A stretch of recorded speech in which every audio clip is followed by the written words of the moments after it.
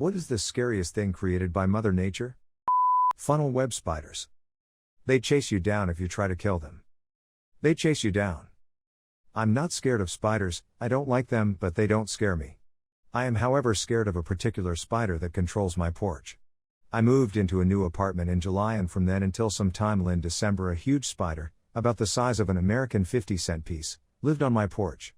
In July I hit it as hard as I could with a 1x4 and sent it flying. Then I used the 1x4 to knock down the spider web and rested it against the post on my porch. The spider came back the next day and rebuilt its web to include the 1x4. My weapon being stolen from me, I ceded control of the porch to its new arachnid overlord. Edit, thanks for the gold. Ebola. Its method of spreading is that it causes the infected to bleed out of every orifice, and basically explode all over other people so they get infected. I've never liked the definition of life as possessing a ribosome. For me, a virus is alive as me or you. I suppose it all ends up as some information theory mathematics. The day you appreciate biology is the day you realize that these thermodynamic laws can actually create something as eye-wateringly beautiful and complex as a living cell through random walk. I'm not religious, but if I was, I would use biology as some form of evidence. Many viruses have a native host where they replicate infected cells instead of healthy cells. So some viruses can act that way. It is usually in the virus's best nature to let the infected live as long as possible, while still spreading itself. The world is lucky that Ebola kills so fast. MHM. Not quite. Richard Preston is a bit of a ham about the symptoms of the disease. Hemorrhaging does occur, but otherwise, it's much more like having the flu. And no one explodes. The virus spreads through fluids, much like HIV, which makes it easy to spread in close quarters and unsanitary conditions, when infected people are sweating, salivating, and bleeding. But it's hardly as terrifying as you make it sound, unless you're a chimpanzee or gorilla, in which case, your testicles may explode. Source: my dad's a former CDC virologist and was quick to burst my bubble when he saw me reading about it as a kid, and also worked with the people who were portrayed in the hot zone. With my fear of deep water, the Bolton Street is pretty scary to me. It looks like a quaint brook, but it's incredibly deep with strong undercurrents. From Cracked. Nobody who has ever fallen into the street, that harmless-looking brook up there, has lived to tell about it. Swimming in the street has a 100% mortality rate. Cordyceps. This is what the fungus in The Last of Us is based on. There is a clip on YouTube about it taken from BBC's Planet Earth that really shows off how scary it is. I can't link it as I am on my phone, but if you search for it you should find it. It's a very creepy clip, but it's made all the worse if you've played the game. Yeah, friggin' zombie ants. The fungus grows in its brain, eventually protruding from the skull like two horns where it can then release its spores to surrounding victims. It'll try to make the ant enter the ant hill and infect everyone else. But ants are smart. They pick up on it and force the infected ant out into the wild.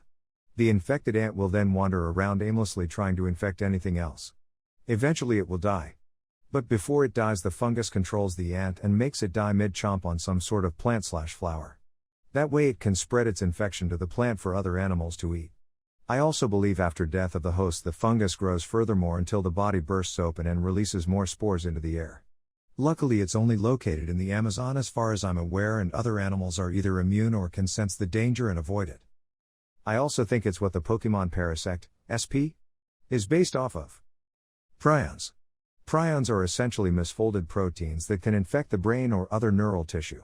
Normal sterilizations procedures, e.g., autoclaving and chemical means, for contaminated instruments and surfaces doesn't apply to prions, although bleach is said to be somewhat effective, because their structure is pretty stable.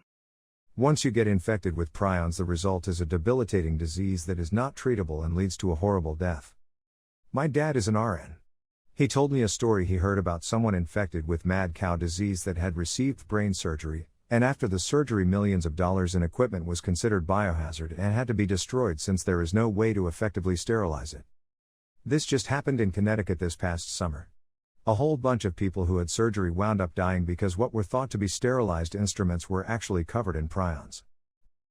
Apparently the symptoms of this particular prion disease was similar to West Nile virus/Eastern equine virus, so it took people about a week to die. That's so scary. The Japanese giant hornet.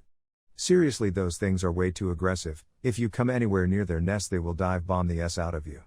I saw a documentary where they showed 10 of those little BS taking out a hive of 10,000 honeybees.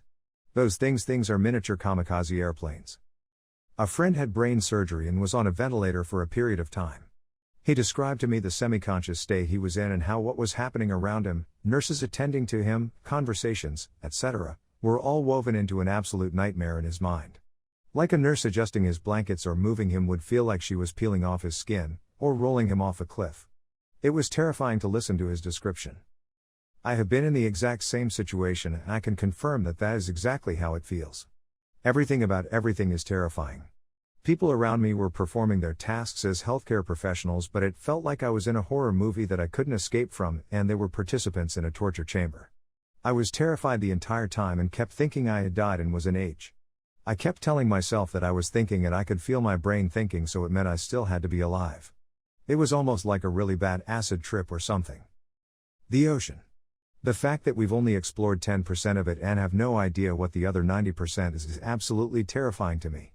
We have no clue what kind of creatures/beasts live down there. Just think about being picked up and placed in the middle of the ocean. If you tell me you wouldn't be effing scared, less you're lying. As someone who suffers from epilepsy and is a candidate for brain surgery, I find out on Monday whether or not they'll operate. My answer is the human brain. It is the tool through which we assess all other things. Sure, black holes are baffling to consider, the idea of the megalodon is horrifying, and I know one day I'll be locked in a room with a spider that will duck behind the couch. But the human brain is some next level S. It is the single most complex object in the known universe. It named all other objects, including itself. I can construct a world within it that is every bit as detailed as the world beyond it, if not more so. There is no empirical way for me to even prove that what I consider to be the world beyond it is not a product of it. And mine malfunctions. My model of the most powerful object in the known universe f's up regularly, and now I have to submit it to the judgment of a handful of other models of this same object, yet I can't even prove that they aren't a product of my own malfunctioning model. It is ultimately blind faith that carries me through a decision like this. The void that surrounds our infantile understanding of this object is so vast it makes the magnitude of the universe look like a birdbath. TLDR, you want to talk about an object that intimidates me, talk to me about the human brain. Edit, forgot words. Take from that what you will. Edit number 2, thanks for the support, folks.